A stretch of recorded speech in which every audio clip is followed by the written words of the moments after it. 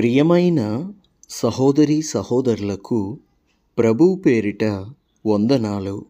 మీకు మీ కుటుంబానికి యేసుక్రీస్తు యొద్ద నుండి దీవెనలు ఆశీర్వాదములు మెండుగా కలుగునుగాక. ఈరోజు యేసుక్రీస్తు యొద్ద నుండి మీకు బంగారు మాట, దేవుని వాగ్దానము.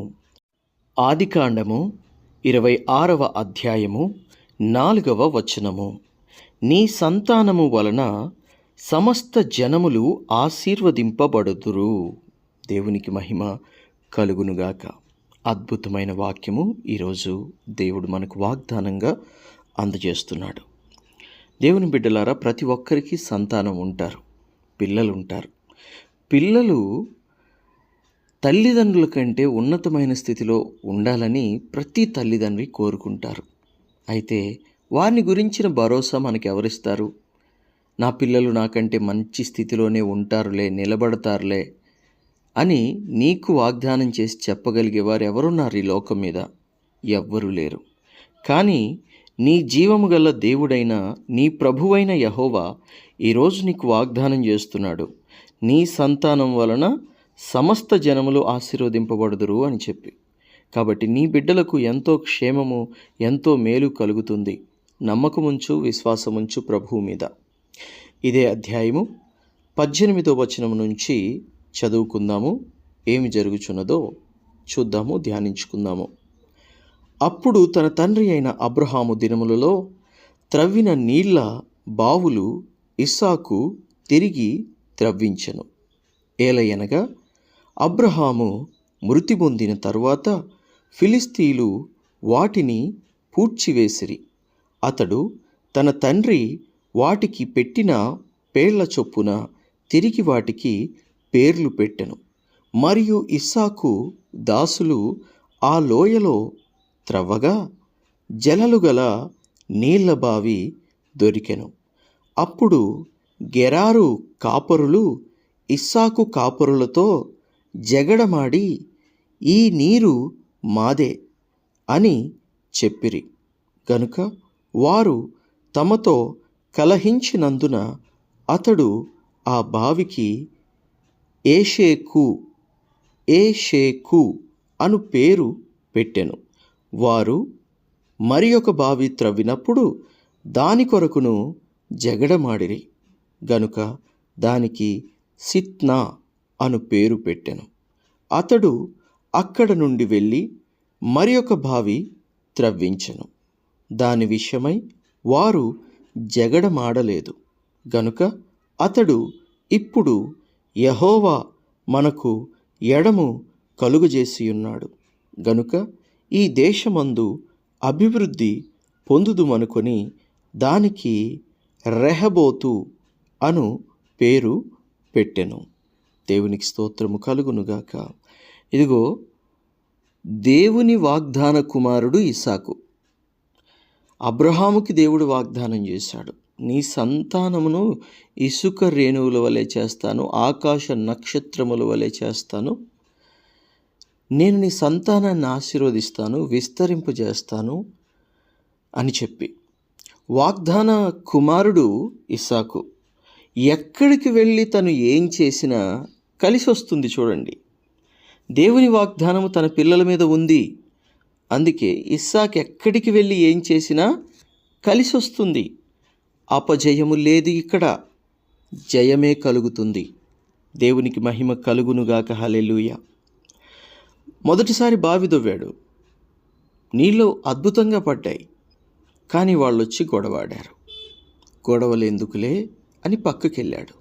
మరొక చోట బావి దొవ్వాడు. అక్కడ జలలు గల బావి నీళ్ళ ఊటలు పడ్డాయి. అక్కడ కూడా వారు వచ్చి జగడమాడారు. అక్కడ కూడా జగడాలు ఎందుకు అని చెప్పి పక్కకు వెళ్ళాడు. ఈసారి బావి తవ్వినప్పుడు దేవుడు మహాకృపను బట్టి మరలా అక్కడ జలలు పడ్డాయి, నీటి జలలు పడ్డాయి. అక్కడికి వారు రాలేదు, తగాదలు, గొడవలు, జగడములు పెట్టుకోలేదు. దేవునికి స్తోత్రము కలుగునుగాక. అందుకు దానికి రెహబోతు అను పేరు అతను పెట్టడం జరిగింది. అయితే అక్కడ నుండి అతడు బెర్షెబాకు వెళ్ళెను. ఆ రాత్రియే యెహోవా అతనికి ప్రత్యక్షమై, నేను నీ తండ్రి అయిన అబ్రహాము దేవుడను, నేను నీకు తోడై ఉన్నాను గనుక భయపడకుము.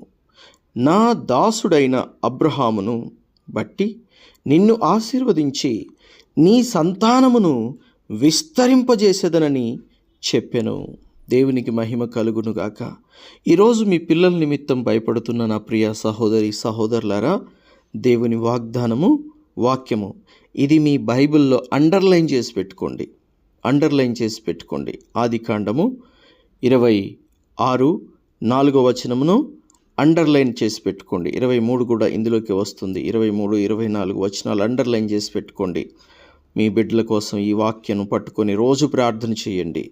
తప్పకుండా ఒకరోజు నీ బిడ్డలను ఇస్సాకును ఆశీర్వదించిన రీతిగా, ఇస్సాకు బిడ్డలను యెహోవా ఆశీర్వదిస్తానన్న రీతిగా నీ పిల్లలు, నీ కుటుంబము ఆశీర్వదించబడుతుంది, నీ కుటుంబము దీవించబడుతుంది. దేవునికి మహిమ కలుగునుగాక. విస్తరింపజేస్తానంటున్నాడు. అక్కడ అతడు ఒక బలిపీఠము కట్టించి యెహోవా నామమున ప్రార్థన చేసి అక్కడ తన గుడారము వేసెను. అప్పుడు ఇస్సాకు దాసులు అక్కడ బావి త్రవ్విరి.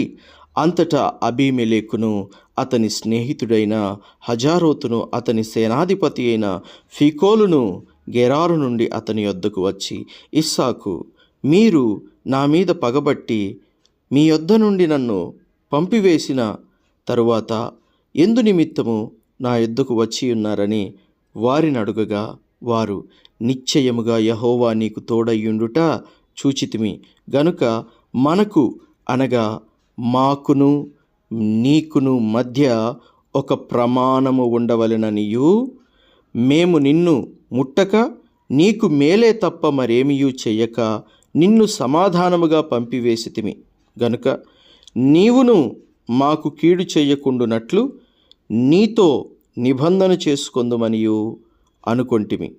ఇప్పుడు నీవు యెహోవా ఆశీర్వాదమును పొందినవాడవనిరి. దేవునికి స్తోత్రం కలుగునుగాక. అన్యులు వచ్చి సాక్ష్యం చెప్తున్నారు, దేవుడు నీకు తోడై ఉన్నాడు అని. ఏమి చూశారు?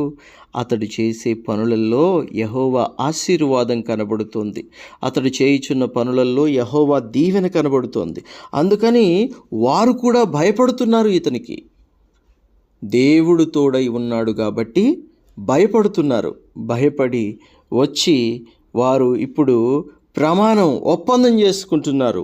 మేము నీకే కీడు చేయలేదు, నీవు కూడా తిరిగి మాకు కీడు చేయవద్దు, ఎందుకంటే దేవుడు తోడు ఉన్నాడని మాకు తెలుస్తోంది, నీకు దేవుడు తోడున్నాడని మాకు తెలుస్తోందని మరి వాళ్ళు ప్రమాణం చేసుకోవడానికి వచ్చారు. తర్వాత అతడు వారికి విందు చేయగా వారు అన్నపానములు పుచ్చుకొనిరి. తెల్లవారునప్పుడు వారు లేచి ఒకనితోనొకడు ప్రమాణము చేసుకొనిరి. తరువాత ఇస్సాకు వారిని సాగనంపగా వారు అతని యొద్ద నుండి సమాధానముగా వెళ్ళిరి. దేవుడికి మహిమ కలుగునుగాక. హల్లెలూయా. ప్రియ దేవుని బిడ్డలారా, శత్రువులు ఉంటారు మనకు, కానీ వాళ్ళని ఎంతకాలం శత్రువులుగా పెట్టుకుందాం మనము? ఆ శత్రువుని అలాగే ఉండనిస్తే శత్రువుగానే ఉండిపోతాడు కదా. ఇప్పుడు శత్రువే వచ్చి అతని దగ్గర బ్రతిమలాడుకుంటున్నాడు, అయ్యా నీకు నాకు ఒక నిబంధన కావాలి అని చెప్పి. అప్పుడు ఇస్సాకు వారిని ఏమైనా తక్కువ చేసి చూశాడా? లేదు. వారికి ఏం చేయించాడు? మొట్టమొదటిగా వారిని గౌరవిస్తూ వారికి భోజనం చేయించాడు, వారికి భోజనం పెట్టించాడు. వారికి భోజనం పెట్టించి ఆ రాత్రి వాళ్ళకి అక్కడ వసతి ఏర్పాటు చేసి ప్రమాణం చేసుకున్నారు. ఆ రాత్రి అక్కడ ఉన్నారు. తర్వాత తెల్లవారుజామున లేదా తెల్లవారిన తర్వాత లేదా మరుసటి రోజు సమాధానంగా అక్కడి నుండి వెళ్ళిపోయారు. దేవునికి స్తోత్రము, మహిమ కలుగునుగాక. హల్లెలూయా. దేవుని బిడ్డలారా, ఎక్కువగా మన శత్రువులను పెంచుకోవద్దు. మనకే అన్యాయం జరిగి ఉండొచ్చు, మనకే నష్టం జరిగి ఉండొచ్చు, మనకే చెడు జరిగి ఉండొచ్చు, కానీ వారితో సమాధాన పడడం అనేది దేవుని యొక్క చిత్తము అనే విషయాన్ని గమనించండి. దేవుని ప్రియబిడ్డలారా, ఇటువంటి పరిస్థితుల్లో అనేక మంది ఉండి ఉంటారు కనుక ఈ వాక్యాన్ని అనేక మందికి కూడా షేర్ చేసి మరి వారిని కూడా బలపరచండి. ప్రార్థన. మహాపరిశుద్ధుడా, ప్రేమగల తండ్రి, కృపగల తండ్రి, దయగల తండ్రి, జీవము గల తండ్రి, ఉన్నవాడా, హనువాడా, మాట్లాడే సజీవుడా యేసయ్య, నీ బంగారు పాదాలకు వేలాది కోట్లాది వందనాలు, స్తుతులు, స్తోత్రాలు చెల్లిస్తున్నాము.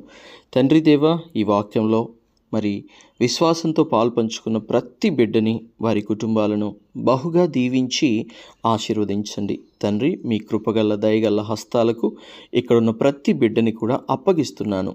ఆశీర్వదించండి, దీవించండి, మేలుతో కృపతో నింపి బలపరచండి. ఎవరైతే సంతానము నిమిత్తం బాధపడుతున్నారో, నా బిడ్డలేంటి, నా బిడ్డల బ్రతికేంటి, నా బిడ్డల జీవితం ఏమవుతుంది అని అనుకుంటూ ఉన్నారో, దేవా, అటువంటి వారికి ఈరోజు నువ్వు వాగ్దానం చేస్తున్నావు. అవును తండ్రి, నీ సంతానాన్ని ఆశీర్వదించి విస్తరింపజేస్తానంటున్నావు. దేవా, అందును బట్టి నీకు స్తుతులు, స్తోత్రాలు. తండ్రి, నీతిమంతులు ఎక్కడ ఉండి ఏ కార్యం తలపెట్టినా అది సక్సెస్ అవుతుందని చెప్పి ఇస్సాకును చూసి మేము నేర్చుకుంటున్నాం. అందును బట్టి నీకు వందనాలు.